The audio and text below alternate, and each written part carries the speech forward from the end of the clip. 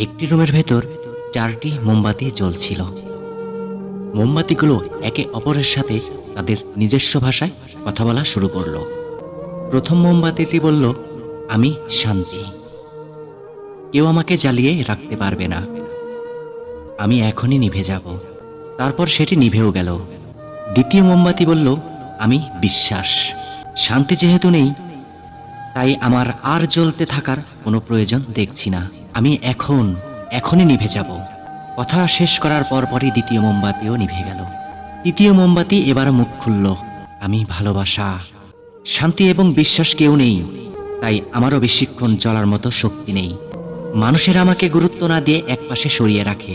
শুধু তাই না, ওরা প্রিয় মানুষগুলোকেও পর্যন্ত ভুলে যায়। কথা শেষ করে তৃতীয় মোমবাতি নিভে গেল। কিছুক্ষণ পর রুমের মধ্যে একটি বাচ্চা প্রবেশ করলো। 3টি নিভে যাওয়া মোমবাতির পাশে টিমটিমে জ্বলতে থাকা চতুর্থ মোমবাতি দেখে বাচ্চাটি প্রশ্ন ছুড়ে দিল, তোমরা জ্বলছো না কেন? তোমাদের পুরোপুরি শেষ না হওয়া পর্যন্ত জ্বলা উচিত ছিল। তারপর বাচ্চাটি কাঁদতে শুরু করলো।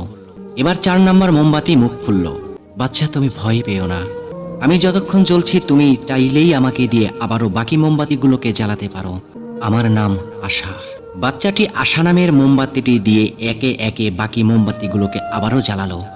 সমস্ত রুমটা আবারও উজ্জ্বল আলোতে আলোকিত হয়ে উঠল।